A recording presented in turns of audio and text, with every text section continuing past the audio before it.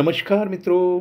क्रांति समर्पण ट्रस्ट प्रस्तुत निरामय स्वास्थ्य का प्राकृतिक राजमार्ग, यह ऑडियो बुक भाग 1 उपविभाग 7A में आपका स्वागत है। आज का बहुत अच्छा विषय है। विषय का नाम है तप। मित्रों, क्रांति समर्पण ट्रस्ट के योगिक लाइफस्टाइल यह मार्ग पर चलने हेतु और जीवन में क्रांति लाने हेतु निम्नलिखित 9 स्तंभ को समझना जरूरी है। प्रथम स्तंभ है धन्यवाद। धन्यवाद। हर वक्त परमात्मा को धन्यवाद देते रहिए, किसी प्रकार की शिकायत ना करें। दूसरा है समर्पण। समर्पण ईश्वर प्रणिधान, 100% सर्वव्यापी परमात्मा को जीवन समर्पित करना, बिना शिकायत जीना। तीसरा है क्रांति, सकारात्मक बदलाव करके आत्मकल्याण करना। चौथा है तप। हर दिन सुबह उठने के बाद 6 घंटे का निर्जला लंघन, यही हमारे संस्था का तप है। सेवा।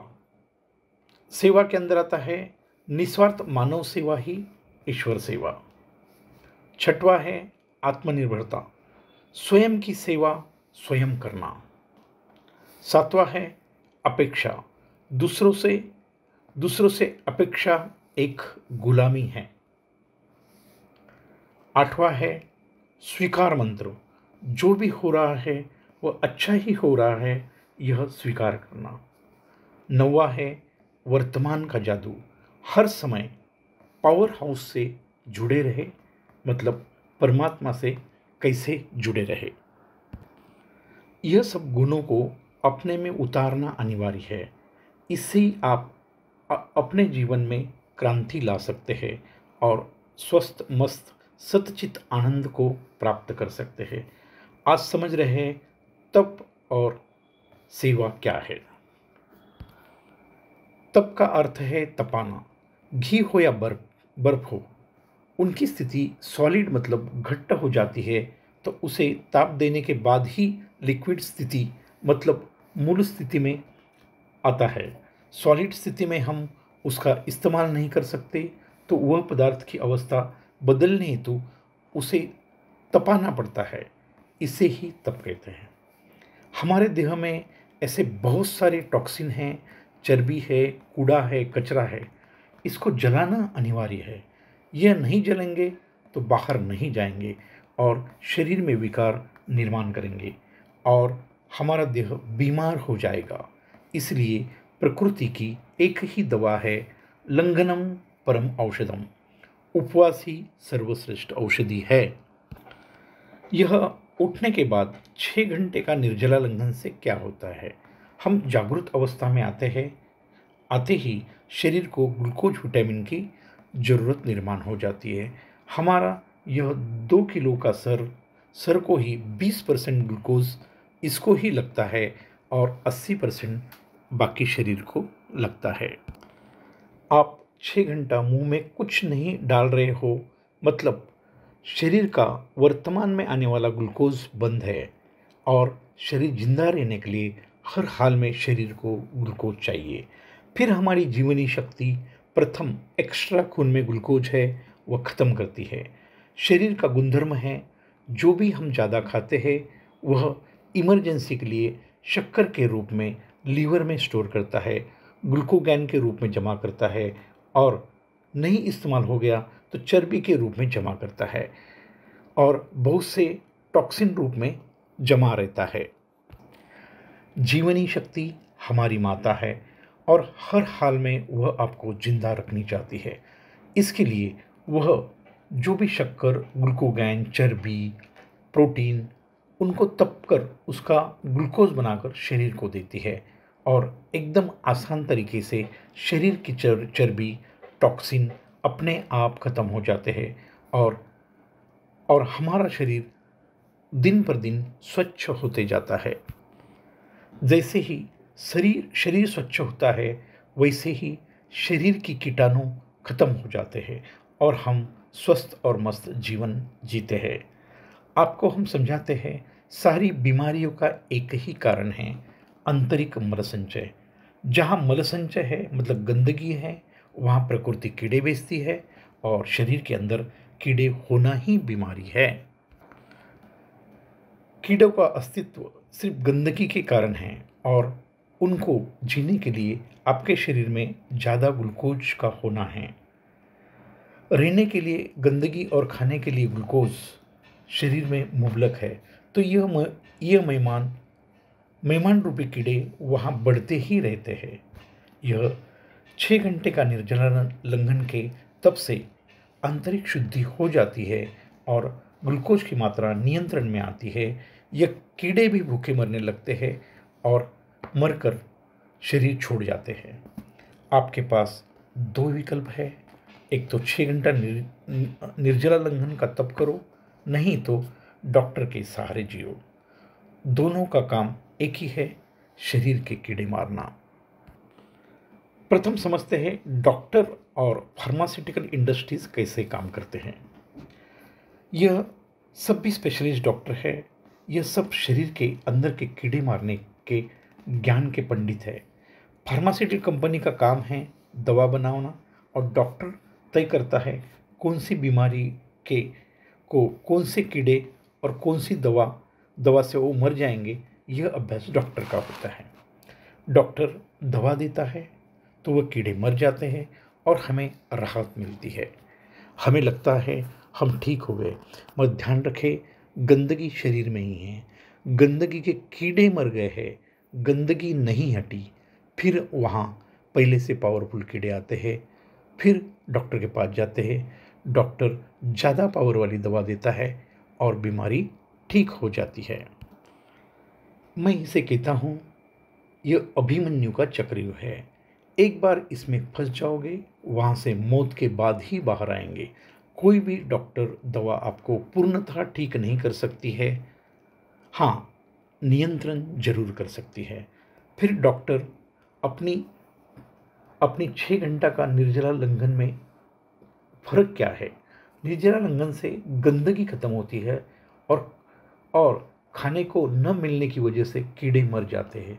यह प्रकृति का साइंस है और डॉक्टर यह मानव का साइंस है। सत्य को समझो, हमें बीमारियों से नहीं लड़ना है, हमें कारण पर काम करना है और सभी बीमारियों का कारण आंतरिक मल संचय है। हमारे अंदर ही धन्वंतरी देवी जिसका नाम जीवनी शक्ति है, हमें सिर्फ जीवनी शक्ति को सहयोग करना है। जब आप निर्जला लंघन करते हो तो जीवनी शक्ति का मुख्य कार्य अन्न पचाकर शरीर को पोषक तत्व देकर गंदगी को बाहर निकालना है। हमारा दिन भर खाना चलते ही रहता है, जीवनी शक्ति का 24/7 सिर्फ खाना पचाते रहती है और गंदगी बाहर निकालना यही काम होता है। दूसरा जो डॉक्टर का काम जीवनी शक्ति को करना है, उसके लिए उसको फुर्सत ही नहीं मिलती। तो यह हमारी योगिक लाइफस्टाइल की साधना कैसे काम करती है। हमारी योगिक लाइफस्टाइल के हिसाब से हमारा रात के भोजन का समय शाम 5 बजे से 7 बजे तक ही आपको भोजन करना है। मानते हैं आपने रात को 7 बजे भोजन किया और आप अंदाज से सुबह 6 बजे उठते हैं, तो आप भोजन दोपहर 12 बजे करेंगे। लगभग 16 से 17 घंटे का उपवास हो जाता है। इसे ही इंटरमीडिएट फास्टिंग नाम से जाना जाता है। यह हमारा निर्जला लंघन भारतीय विद्या है। जापान के एक साइंटिस्ट ने एटोफेजी नाम से सिस्टम बनाई और बड़ी बड़ी बीमारियां ठीक करवाई। उन्हें नोबेल पारितोषिक से सम्मानित किया गया। इससे उसने कैंसर पे बहुत बड़ा काम किया। एटोफेजी मतलब अपने शरीर की गंदगी को जलाकर शरीर के लिए ऊर्जा निर्माण करना। यही मित्रों हमारा निर्जला लंघन है। सत्य आपके सामने परोसा है, स्वीकार करना या न करना आपके हाथ में है। शॉर्टकट डॉक्टर है और सत्य निर्जला लंघन का तप ही है। निर्जला लंघन का 6 घंटे का तप अपनाएं और स्वस्थ और मस्त जीवन जिए। धन्यवाद। हमारा अगला स्तंभ है निस्वार्थ सेवा। अभी तक हमने यह परमार्थिक राह पर चलने हेतु जान लिया है। क्रांति, तप, 6 घंटे का निर्जला लंघन, समर्पण, आत्मनिर्भरता को अभी समझना बाकी है।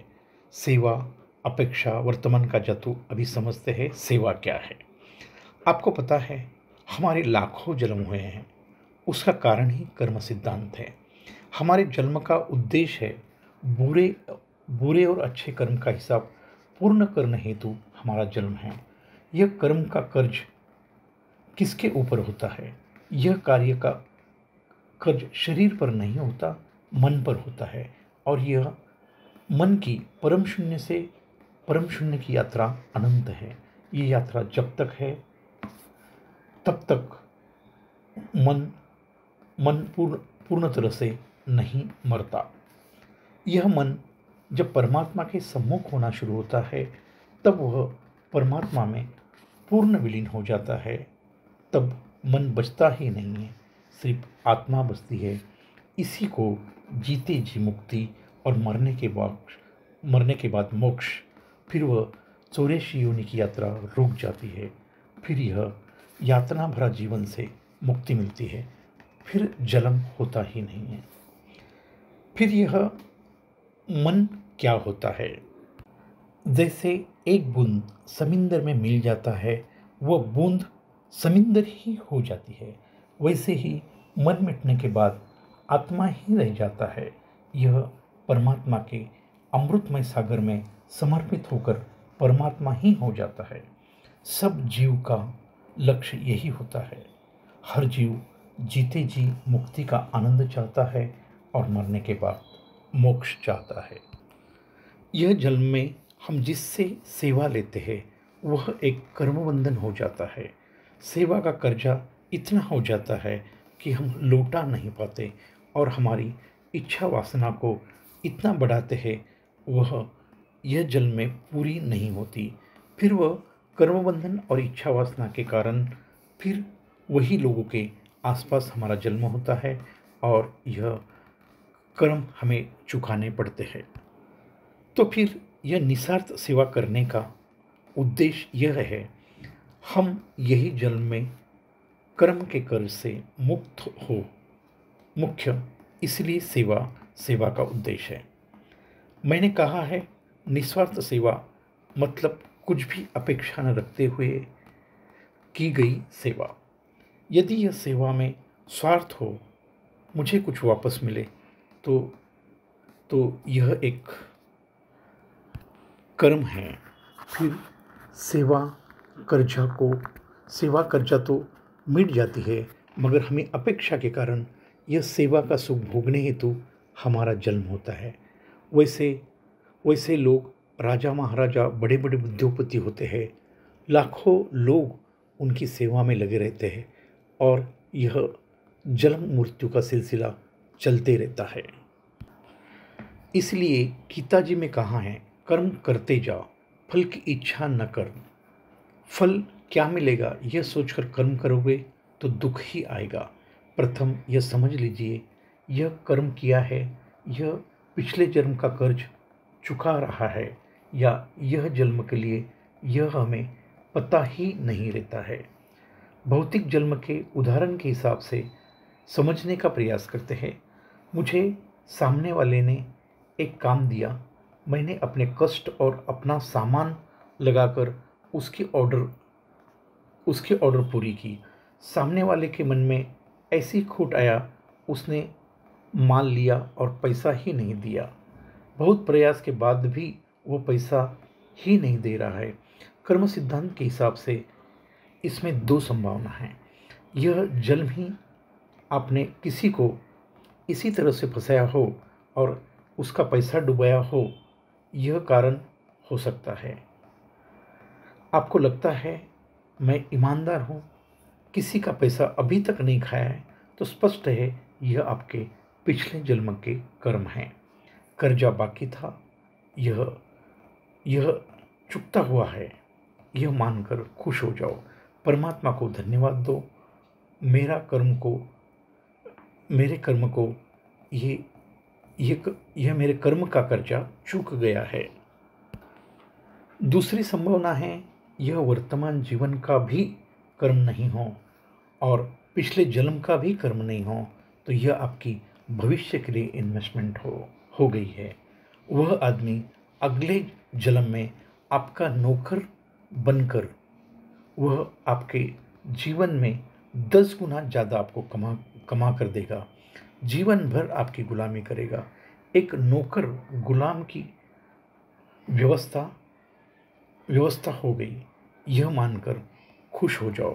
प्रकृति की व्यवस्था इतनी परफेक्ट है, कर्म कर्म सिद्धांत से आप बच नहीं सकते।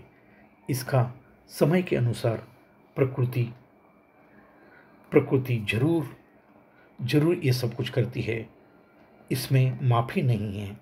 परमात्मा भी इसमें दखल नहीं देता। परमात्मा की कृपा से इतना ही संभव है। एक एक्सीडेंट का कर्म आपके ऊपर है तो वह होगा, मगर उसकी तीव्रता बहुत कम हो सकती है, मगर माफ़ी नहीं मिल सकती। प्रथम एक्सीडेंट है, आप ट्रक के नीचे कुचल जाओगे, आपकी मृत्यु हो जाएगी। आप ट्रक के नीचे आ जाएंगे मगर आपकी टांग टांग टूट जाएगी, आप अपाहिज हो जाओगे। एक्सीडेंट होगा, मार लगेगा, आप 15-20 दिन में ठीक हो जाओगे। तीसरा हो सकता है, साइकिल आएगी, आपको ठोक देगी और आप एक दिन में ठीक हो जाओगे। आत्म साधना से परमात्मा की कृपा होगी। परमात्मा तय करेगा आपको कौन सी शिक्षा देनी है, मगर शिक्षा से माफ़ी नहीं है। मित्रों, परमात्मा को डरने की ज़रूरत नहीं है।